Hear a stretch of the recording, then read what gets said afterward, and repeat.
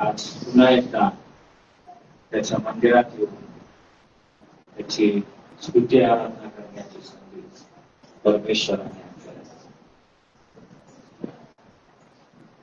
आपण चुकतो, आपण फसवतो, आपण देवाकडे दुर्लक्ष करतो, पण देव चुकत नाही. हालेलुया. तो विश्वासू देव पत्रात लिहिलं आहे,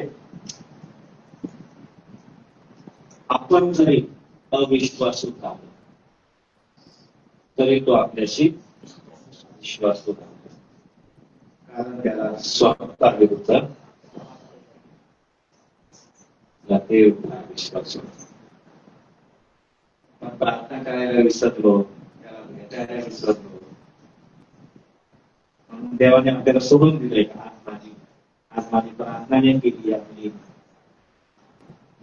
या माझ्या मुलांनी माझी प्रार्थना नाही केली, माझा वेळ नाही दिला, आज मी याला मदत करणार नाही, सगळं देवाने केलं.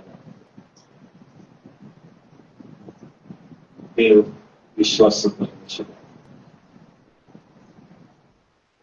तो आपल्यावर खूप प्रेम करतो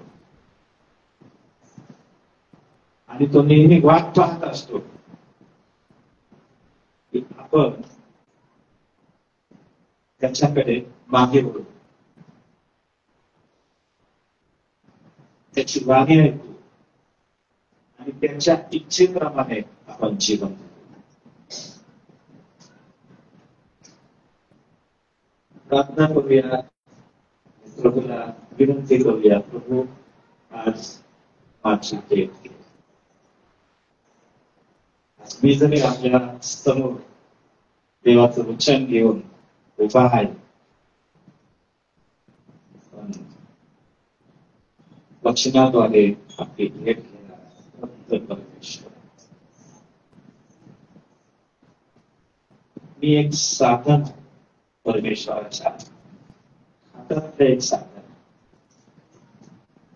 मी देवाला धन्यवाद देतो, माझी कसलीही योग्यता पात्रता नसतानाही देव त्याची दया माझ्यावर करतो आणि या मंडळीच्या सेवेसाठी देव मला देतो. स्वर्गीय पित्या, आम्ही तुझे आभार मानतो आणि तुझ्या नावाला धन्यवाद देतो. प्रभू, आज तू आमच्यामध्ये आहेस. आमच्या स्तंभामध्ये तू उतरून आलेला आहेस. आमच्या या बोबड्या ओठांनी जी काही स्तुती आराधना केली ती तू मान्य केलेली आहेस. इस्रायलाच्या स्तंभात बसणार, तुझ्या भक्तांच्या सानिध्यात वस्ती करणार आहे. जिथे दोघे किंवा तिघे त्याच्या नावात संता त्यांच्यामध्ये उपस्थित राहणार आहे. आज तू आमच्यामध्ये उपस्थित आहेस आणि प्रभू तुझ्या दयेचा, कृपेचा, आशीर्वादाचा हात तू आम्हावर ठेवलेला आहेस, या मंडळीवर ठेवलेला आहेस. म्हणून आम्ही तुला धन्यवाद करतो. आज प्रभू तुझ्या सानिध्यात अतिशय नम्रपणे आम्ही असताना प्रभू तुझं वचन आमच्यासाठी पाठवलं. प्रभू तुझं वचन ऐकण्यासाठी, समजून घेण्यासाठी आणि त्याप्रमाणे आचरण करण्यासाठी तू आमचं साथ दे. सर्वजण तुझ्या हातात, जे बांधव चर्चला आलेले त्यांनाही आम्ही तुझ्या हातात देतो. प्रभू, जी काय अडचण असतील ती येशूच्या नावात दूर कर आणि तुझ्या मंडळीला तुझ्या सानिध्यामध्ये येण्यासाठी त्यांचे मार्ग तू मोकळे कर. प्रभू, सैतानाची चाल असते की तो देवाच्या लेकरांना परमेश्वराच्या मंदिरात जाण्यापासून रोखतो. पण देवाचे लेकर हे सगळे अडथळे पार करत देवाच्या मंदिरात येतात आणि आत्म्याने आणि खरेपणाने त्याची उपासना करतात. म्हणून आम्ही तुला धन्यवाद देतो. आज या मंडळी कोणालाही रिक्त ठेवू नको, कोणालाही प्रभू भुकेला राहू देऊ नको, खाली ठेवू नको प्रभू. स्तोत्र करत्याप्रमाणे प्रत्येकाने बोलावं, माझे पात्र काठोकाठ भरून वाहत आहे. परमेश्वरा, तो भरपुरीचा अनुभव आज तुझ्या सानिध्यात येशू ख्रिस्ताच्या पवित्र नावात मागतो. आमेन. प्रभूची स्तुती असो. आजचा माझा जो विषय आहे तो आपल्या सर्वांच्या जीवनातील जे आपण फेस करतो, विश्वासाने ज्या गोष्टीला फेस करतात, सामना करतात, असा हा विषय.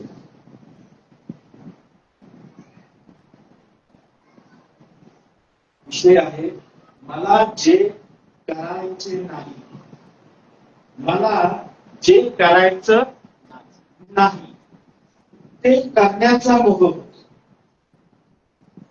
होतो का नाही? जे करायचं नाही,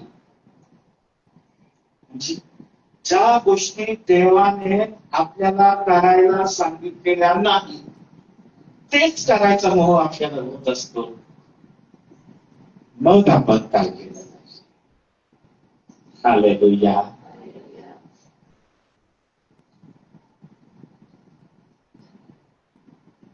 काही लोकांना असं वाटतं, आता माझं तारण झालेलं आहे, माझं तारण झाल्यावर माझ्यामध्ये जी काही वासना आहे, प्रलोभन आहे, जो काही मोह माझ्या जीवनात आहे, माझं तारण झालंय, तर ती नाहीशी होईल. तसं नाही.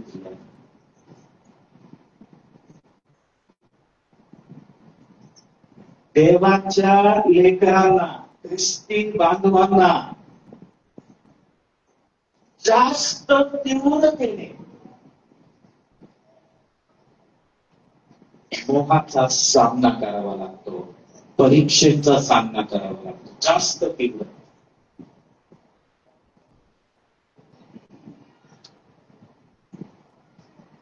इतर लोकांना कदाचित एवढे मोह येणार नाही. जे जगातले लोक आहेत त्यांना एवढे मोह येणार नाही. पण जी देवाची लेकरं आहेत, ज्यांना देवाने बोलावलेलं आहे, जे देवाच्या मंदिरात जातात, देवाची भक्ती करतात, देवाची उपासना करतात, त्यांना जास्त मोहाचा सामना करावा लागतो.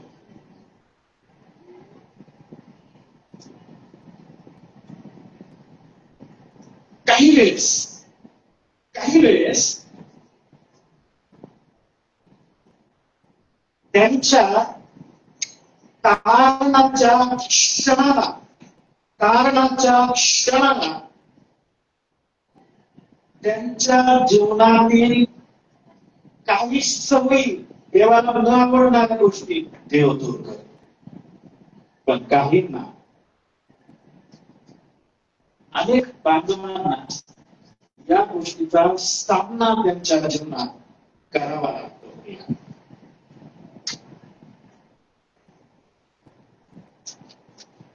ते गाणं आपण ऐकलं असेल, बेदरू. आणि काय होतं? पापाची हिरवळ.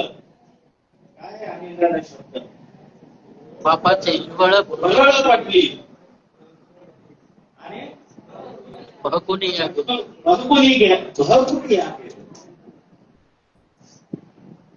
ही पापाची हिरवळ आणि गुलाळ पडली.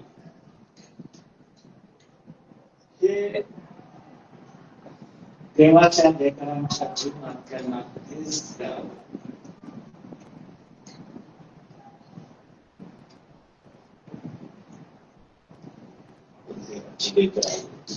हालेलुया. देव म्हणतो हे माझी, त्यांना मी बोलावलेला आहे, यांना मी दाबलेला आहे, ते माझे निवडलेले लोक आहेत, ते वेगळे केलेले लोक आहेत. आणि मग सैतान देवापुढे जाऊन उभा राहतो आणि म्हणतो, बघ हे तुझे दाबलेले, बघ हे तुझे चर्चला जाणारे लोक, बघ हे तुझे प्रार्थना करणारे लोक, बघ हे तुझे सेवा करणारे लोक, कसं यांना मी मोहात पाडतो, झाडात पाडतो, कसं हे लोक मोहाला प्रलोभनांना बळी पडतात. त्यावेळेस काय होतं माहिती, देवाची निंदा होते. कोणाची निंदा होते? देवाची. त्यासाठी देवाच्या लेकरांनी जपलं पाहिजे. दोन प्रकारचे मोह आहेत.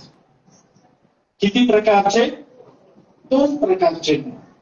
पहिल्या प्रकारचा जो मोह आहे, चुकीची गोष्ट करण्याची इच्छा, व्यसन करायची इच्छा, व्यभिचार करायची इच्छा, चोरी करायची इच्छा,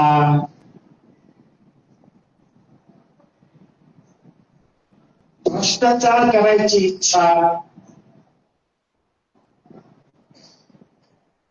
सगळे वाईट गोष्टी करायची इच्छा, हा मोह आहे. बरोबर? सगळं वाईट गोष्टी पाहणे, वाईट गोष्टी ऐकणे, वाईट गोष्टी करणे, हा एक मोह. दुसऱ्या प्रकारचा जो मोह आहे, योग्य गोष्टी न करण्याचा मोह. कसला? तो मोहच आहे.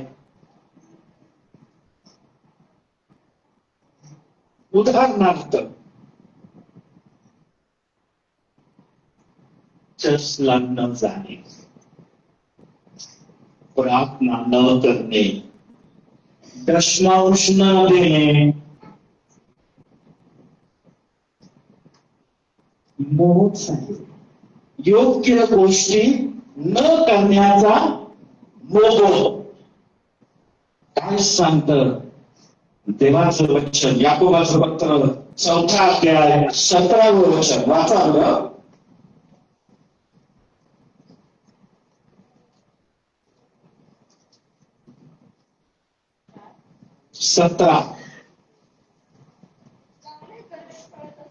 चांगले करणे कळत असो, तुम्हाला कळतंय चर्चला जाणं चांगलं आहे, प्रार्थना करणं चांगलं आहे, सेवा करणं चांगलं आहे, देवाची स्तुती करणं चांगलं आहे, एखाद्याला मदत करणं चांगलं आहे, तुम्हाला कळतंय पण तुम्ही करत नाही, हा एक मोह आहे. चांगलं न करण्याचा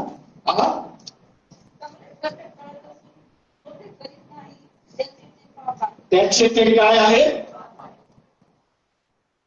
चांगलं करायचं कळतंय आम्हाला, शिकवलंय आम्हाला, ऐकलेलं आहे, देवाची इच्छा आम्हाला कळतात, देवाच्या योजना आम्हाला कळतात, पण आपण ते करत नाही. That is cin.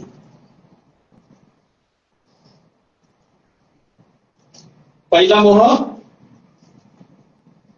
चुकीची गोष्ट करण्याची. चुकीची गोष्ट आपल्या चुकीची गोष्ट आहे. व्यभिचार करणं पाप आहे, लबाडी करणं पाप आहे, चोरी करणं पाप आहे, भ्रष्टाचार करणं पाप आहे, एखाद्याला मारहाण करणं, एखाद्याला खून करणं पाप आहे. या सगळ्या काही गोष्टी आहेत. हा एक मोह आहे. आणि दुसरा मोह, योग्य गोष्टी न करण्याचा.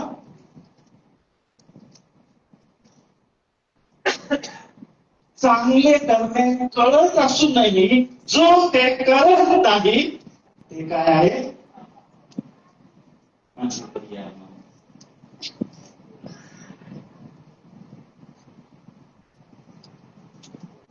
जर रस्त्यात एखादा जखमी व्यक्ती तुम्हाला दिसला आणि जर तुम्ही त्याला मदत केली नाही तर काय आहे ते? तुम्ही त्याला जखमी नाही केलं, तुम्ही त्याचे गुन्हेगार नाही, तुम्ही त्याला मारहाण केलेली नाही, पण त्या जखमी व्यक्तीला पाहून ज्यावेळेस तुम्ही दुसऱ्या बाजूने निघून जाता,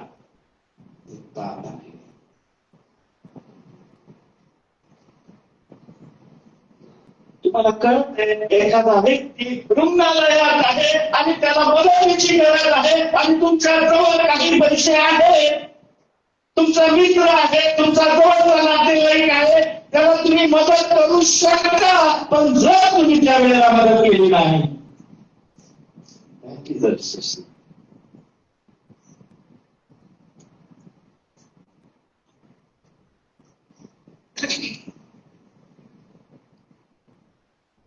पाप करताना जो आनंद होतो ना,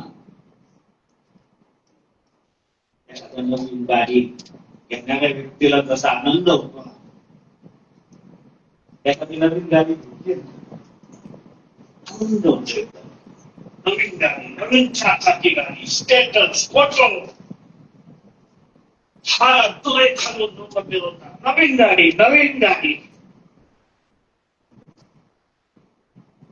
याच नवीन गाडीचा जर चुकीच्या मार्गाने जर गाडी चालवली, चुकीच्या पद्धतीने गाडी चालवली आणि अपघात झाला तर काय होतं? त्याच नवीन गाडीबद्दल दुःखाचा आपल्याला सामना करावा लागतो किंवा दुःख आपल्याला सहन करावे लागतं. मग त्यावेळेस होणारं दुःख फार वाईट असतं. बाप हे अशा एखाद्या नवीन केवळ खरेदी केलेल्या वस्तूसारखे असतात. तात्पुरता आनंद मिळतो, काही दिवसासाठी मिळतो, काही तासासाठी मिळतो, परंतु नंतर ते दुःखदायक असतं.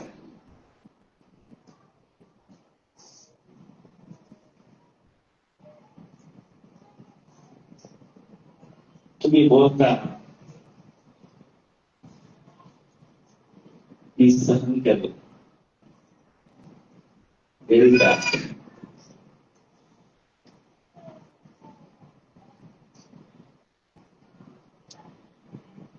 तुमच्या सहनशक्तीच्या पलीकडे ते दुःख असत. काय केलं पाहिजे प्रियांनो?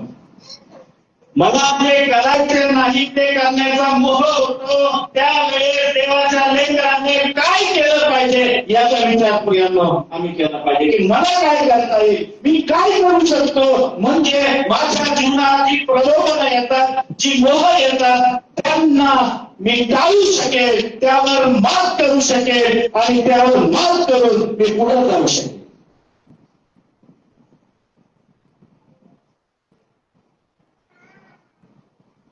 मोहात पडू नये म्हणून सगळ्यात पहिली गोष्ट विश्वासणाऱ्यांनी, देवाच्या लेकरांनी प्राण काय केलं पाहिजे? हालेलुया. काय केलं पाहिजे? प्रार्थना केली पाहिजे. त्या गेतशेमाने बागेत प्रभू येशूला जो मोहाचा सामना करावा लागणार होता, परीक्षेचा सामना करावा लागणार आहे, त्यावेळेस त्याने काय केलेलं आहे? लुकाचं शुभवर्तमान 22वा अध्याय 40वे वचन. काय केलं प्रभू येशू ख्रिस्ताने?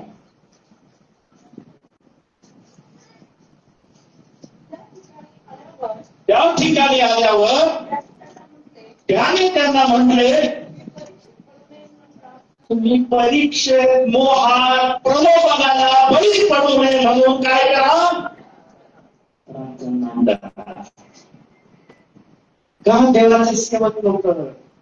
का चर्चमध्ये सांगतात प्रार्थना करा, प्रार्थना करा, प्रार्थना करा, प्रार्थनेला वेळ द्या. प्रार्थना न करणारा व्यक्ती त्वरित मोहात पडतो. मोहात कोण पडतो? प्रार्थना न करणारा व्यक्ती मोहाला बळी पडतो.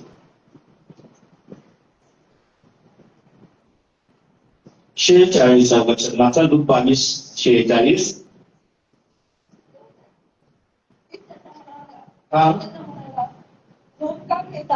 झोप का घेता शिष्याला तो म्हणत आहे. शिष्य झोपलेले आहे, त्यांना डुलक्या लागलेल्या आहेत, ते निष्काळजी आहेत, आळशी बनलेले आहेत. आणि मला प्रभू येशू ख्रिस्ताला म्हणत आहे तुम्ही परीक्षेत पडू नये म्हणून. मोठी परीक्षा, त्यांची पण परीक्षा आहे यांना. तुम्ही परीक्षेत पडू नये म्हणून काय करा.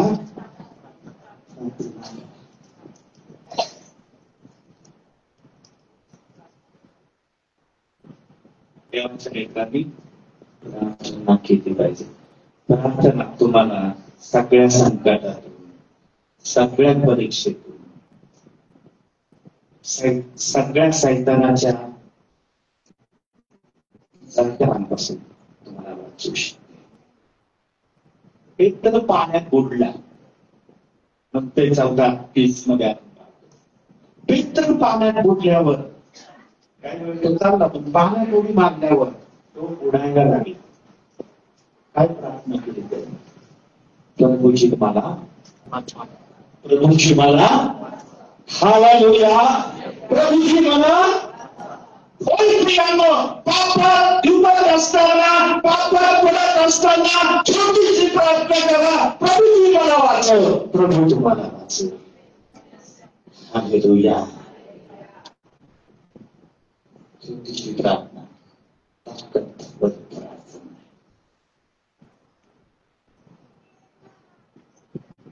फक्त 15-25 बघा.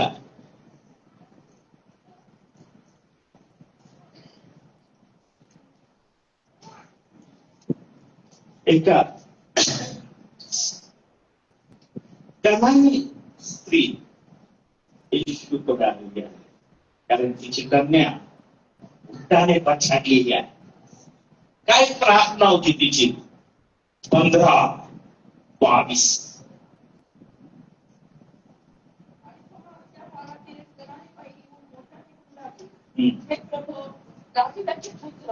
माझ्यावर दया करा, माझी मुलगी तुझ्याकडे फार केली आहे. प्रभू दाविदाचे पुत्र फार मोठ्या लांबलचक प्रार्थना नव्हत्या प्रियांनो त्यांच्या. हृदयापासून लागलेली हात होती. देवाने तिच्यावर, येशूने तिच्यावर स्तोत्र करता 116. स्तोत्र 116 4. स्तोत्र करता देखील काय प्रार्थना करत आहे.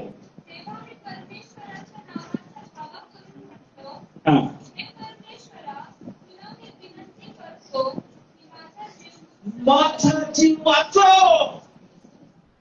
स्तोत्र करता प्रार्थना करत आहे. देवा, आम्ही तुला विनवतो, मी माझा जीव वाचव. देव प्रार्थना नाही. लूक 17:13.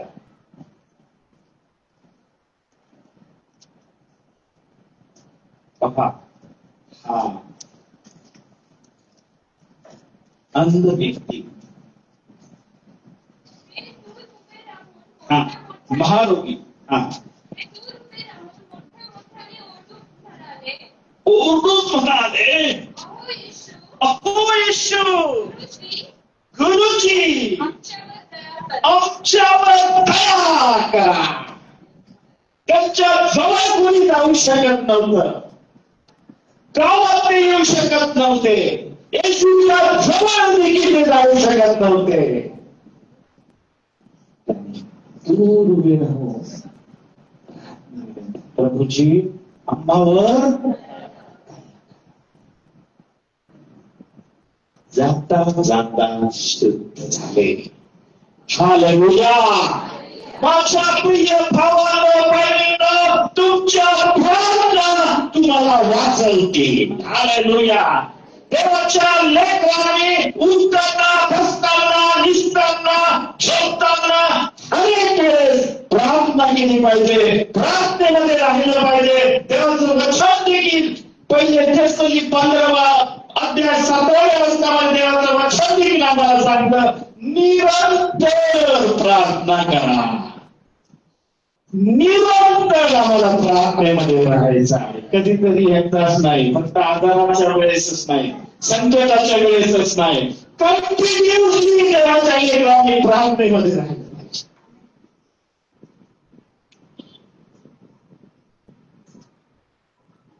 दुसरी गोष्ट,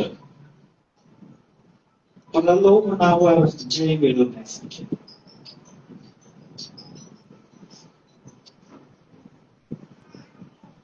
देव त्याच्या लेकरांना सांगतो,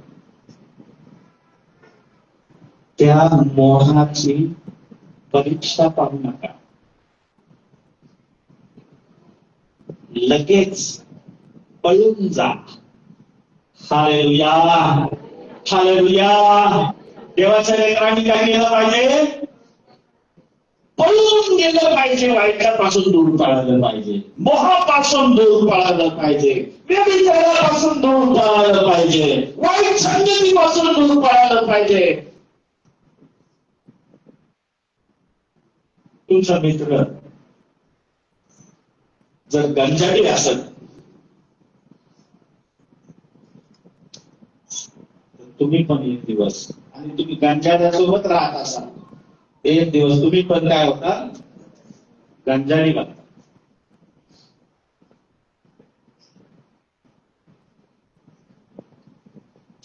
तुमची एखादी मैत्रीण भाडकोदळ असत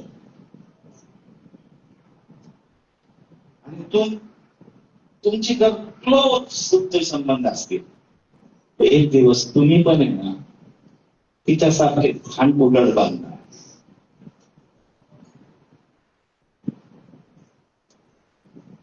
संगतीचा परिणाम.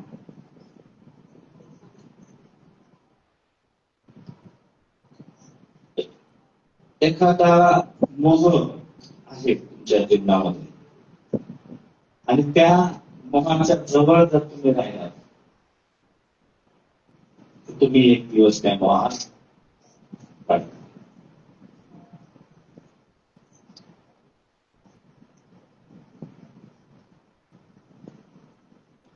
उदाहरणार्थ,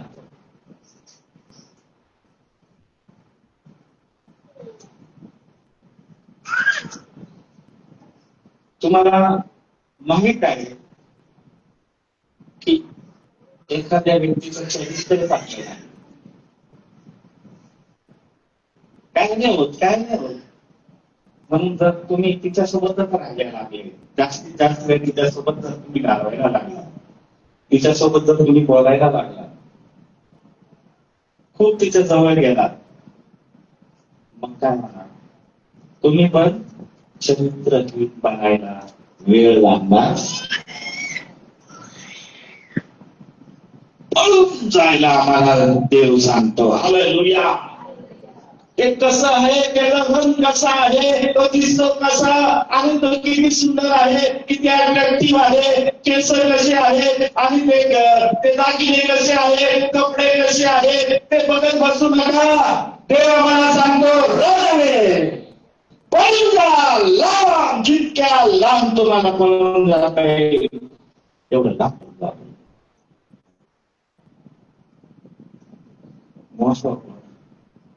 मोहापासून दूर करून दिलं पाहिजे. जसा उत्पत्ती 39:6 ते 12 वर्षांमध्ये आपण पाहतो, हालेलुया. नाही नाही नाही नाही म्हणून त्या घरात राहिला नाही, पळून गेला.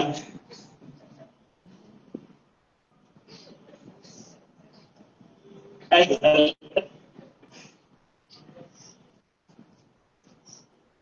काही जण असे असतात, नाही नाही म्हणतात आणि त्या गोष्टी करतात.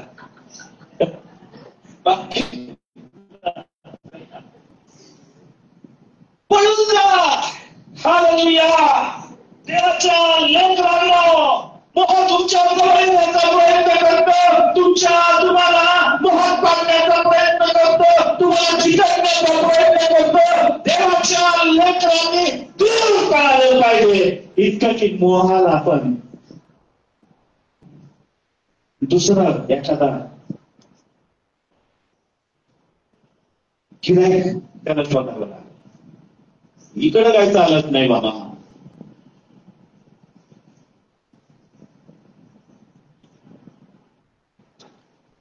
तरुण तिला देवाचा सेवक संत बोल काय सल्ला 2 तिमोथी 2:22.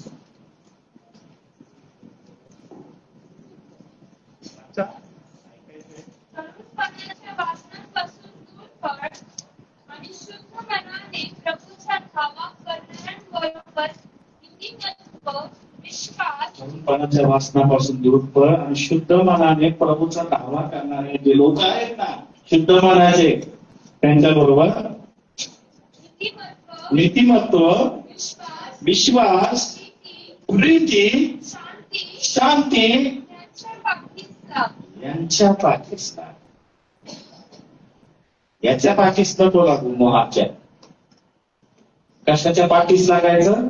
नीतिमत्व, विश्वास, प्रीती, शांती यांच्या पाठीस लाग. मोहाच्या पाठीस लागू नका.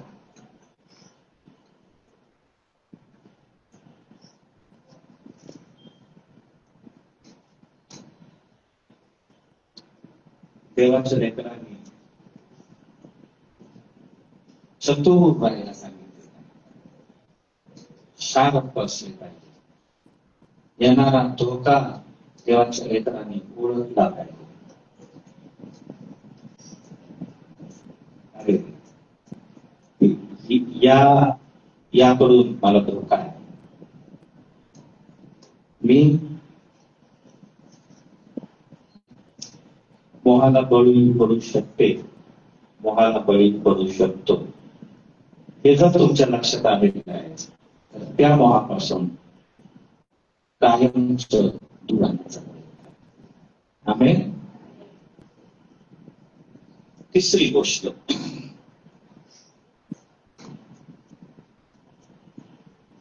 एकटे कधी राहू नका. एकटे आहे.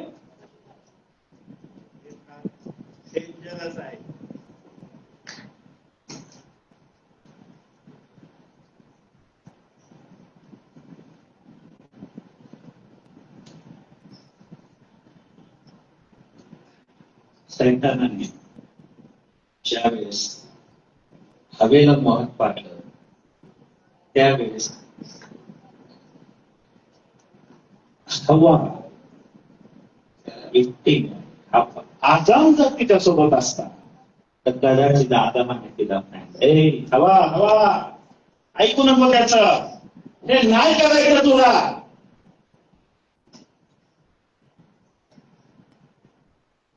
एकटे राहू.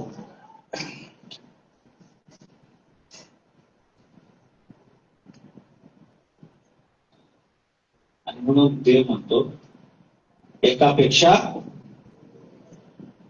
पृथ्वीतील दोघे एकत्रित येऊन जर प्रार्थना करतील तर त्यांच्यासाठी ती मान्य केली जाईल, असं देवाचं. देवाच्या लेकरांनी नेहमी संगतीमध्ये राहिलं पाहिजे, सहभागितेमध्ये राहिलं पाहिजे. तुम्ही एक महिनाभर करता येऊ नका. बघा, तुम्ही कोणत्या तरी मोहामध्ये तुम्ही पडलेले तुम्हाला पाहायला मिळेल.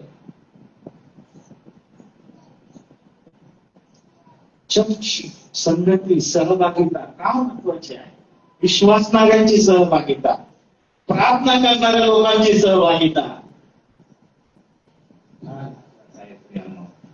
नाहीतर सैतान एकट्याला शोधतो आणि त्याच्यावर तो हल्ले करतो, त्याला मोहा पाडण्याचा प्रयत्न करतो. पण सहभागितेमध्ये असणारे लोकांच्या जीवनात तो सहजासहजी कार्य करू शकत नाही. तुम्हाला ज्या वेळेस वाटत की मी मोहात पडत आहे, मी पापात पडत आहे, मी वाचण्याला बळी पडत आहे, मी परीक्षेमध्ये अपयशी होत आहे, त्या वेळेस आपल्या विश्वासणाऱ्या मित्राला मैत्रिणीला फोन करा आणि त्याच्यासोबत प्रार्थनेमध्ये वेळ घालवा. आमेन. फार महत्वाचं आहे प्रियांनो.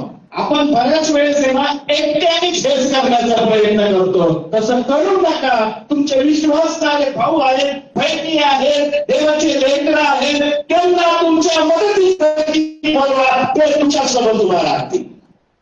हालेलुया.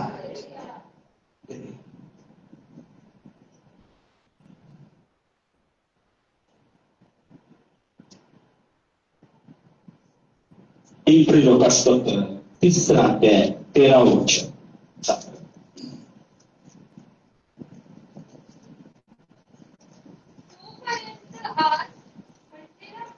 आज म्हटलेला वेळ आहे, तोपर्यंत तुम्ही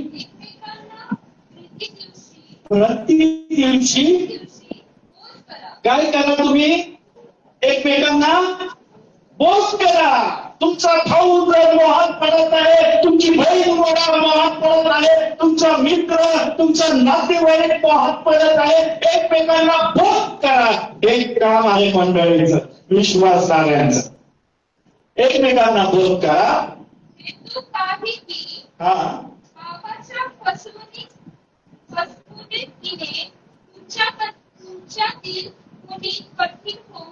पापाच्या फसवणुकीने तुम्हातील कोणी, म्हणजे कोणी पण पापाला मोहाला बळी पडू नये म्हणून तुम्ही प्रति दिवशी एकमेकांना काय करा?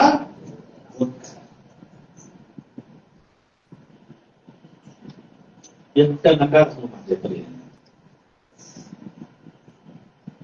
हे मी विश्वासणाऱ्यांच्या संगतीमध्ये नेहमीच बऱ्याच वेळेस आहे ना, चर्चा ही चांगल्या गोष्टीविषयी केली पाहिजे. आपण चुकीच्या गोष्टीची चर्चा केली ना तर चुकीचे विचार आमच्या मनात जातात.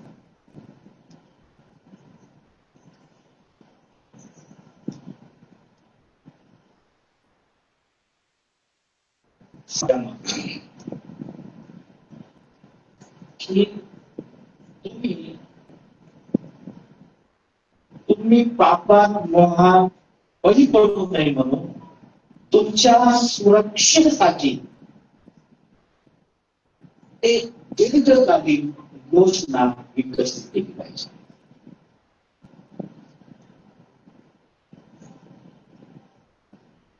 आठवडाभर आपण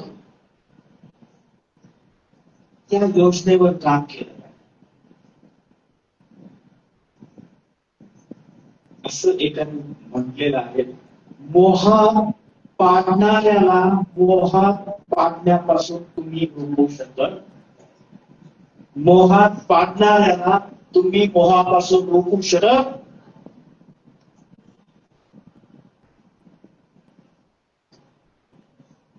तुम्हीच त्याच्या गुहेजवळ न जाण्याची योजना तयार केली पाहिजे. आमेन. त्या मोहात जो पाडणारा आहे, पाडणारी आहे, त्याला तुम्ही मोहात मला नको पाडू बाबा असं नाही म्हणू शकत, कारण त्याचं कामच आहे. त्याच्या गुहेजवळ न जाण्यासाठी तुम्हीच योजना तयार केली पाहिजे. त्याच्या गुहेजवळ गेला तर ते पकडणारच तुम्हाला. तुम्ही त्यासाठी स्वतःला ठेवलं पाहिजे. इफिस 4:22-24 प्रश्नाप्रमाणे तुम्ही स्वतःला तयार केलं पाहिजे. इफिस 4:22-24.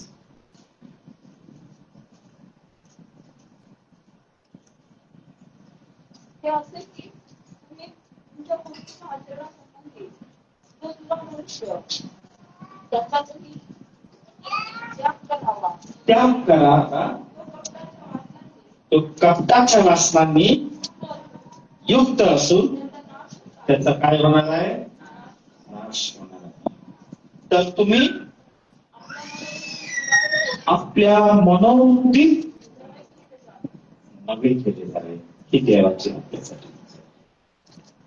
त्या कपटाच्या वासनाने युक्त असा जो मनुष्य आहे त्याचा आम्ही नाश केला.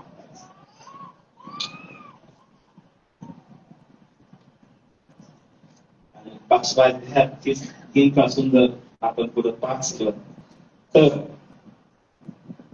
या सगळ्या गोष्टी आमच्या जीवनातून आम्ही काढून टाकतो. जात धर्म, सर्व प्रकारची अशुद्धता, दोष यांचा तुम्हामध्ये उच्चारही न हो हे पवित्र करण्यास अमंगळपणा, पाष्कळ गोष्टी, टिंगल टावाळी याचाही न इच्छित नाही. त्यावेळी काय करा? ईश्वर मी तुम्हाला आणखीन एक सल्ला देईन. आपण काय पाहतो हे फार महत्वाचं आहे.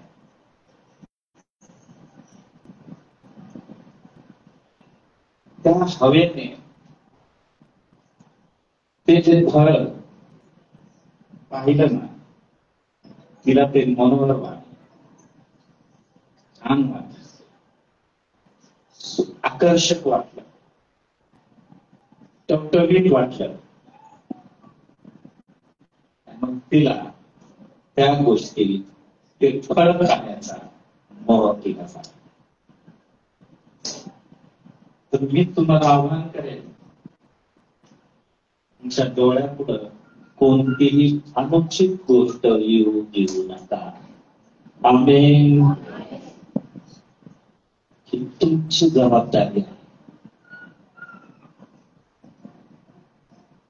पण खूप सावध राहिलं पाहिजे. काय पाहतो त्याचा गंभीर परिणाम आपल्या मेंदूवर होतो, आपल्या मनावर होतो आणि त्याचे परिणाम आपल्या शरीरावर होतात.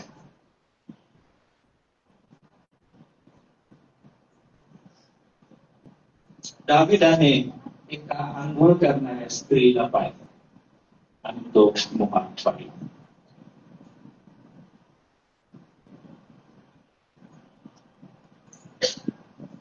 गेहजीने दुसरे राजे पहा, दुसरे राजे 5व्या अध्यायातलं 20 पासून वाचलं. गेहजीने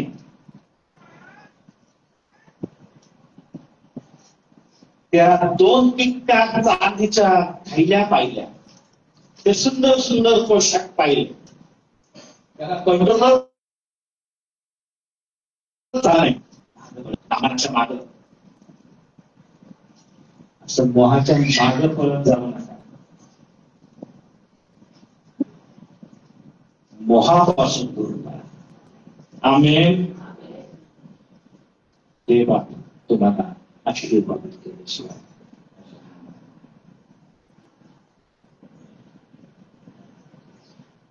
आपण प्रभूची प्रार्थना करतो ना, त्याची प्रार्थना नेहमी करा.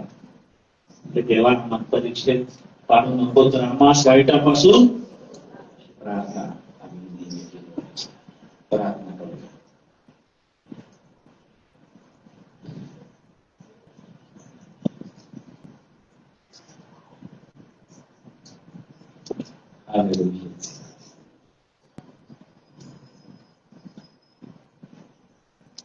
धन्यवाद परमेश्वर. स्वर्गीय पित्या, आम्ही तुझे आभार मागतो. आज तुझ्या वचनाद्वारे आम्हा सर्वांची तू भेट घेतली आहे. वचन केवळ माझ्या मंडळीसाठी नाही प्रभू, ते माझ्यासाठी केलं. हे दुधाने तलवारी सारखं आहे. सांधे, आत्मा, जीव व आत्मा यांना भेटून जाणार मनाचं परीक्षण असं हे देवाचं वचन. आज तुझ्या वचनाचं कार्य प्रत्येक व्यक्तीच्या जीवनात कर. सगळी बंधनं तुटली जाऊ दे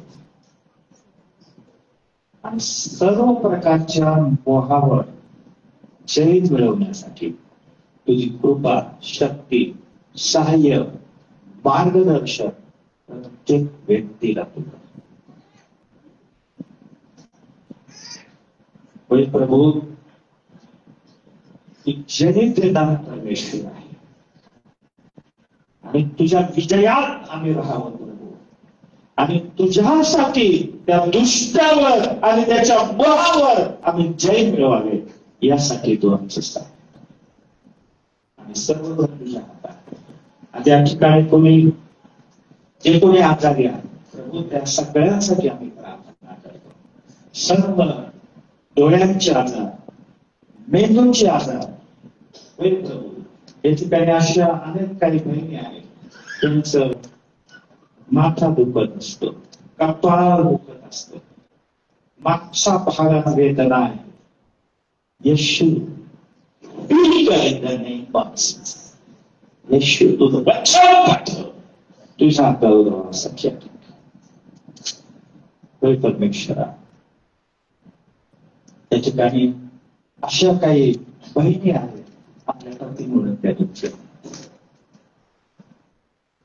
खूप दुःखी आहे, कारण त्यांचे पती तुझ्यापासून दूर आहे, ते व्यसनाधीन झालेले आहे आणि आपल्या मुला बाळाचे कुटुंबाचा काही विचार करत नाही. रात्री उशिरापर्यंत बाहेर आणि या बहिणी काळजी करतात. बऱ्याच वेळेस त्यांची मारहाण त्यांना सहन करायला अशा काहीतरी आणि मागतो परमेश्वर वचन पाठव आणि जी काय बंधन आहे ती तुटली जाऊ दे. सगळे श्राप येशूच्या नावात तुझ्या हातात सोयी द्या. प्रत्येकाला तुझ्या हातात एका व्यक्तीचा नाश होती प्रभू.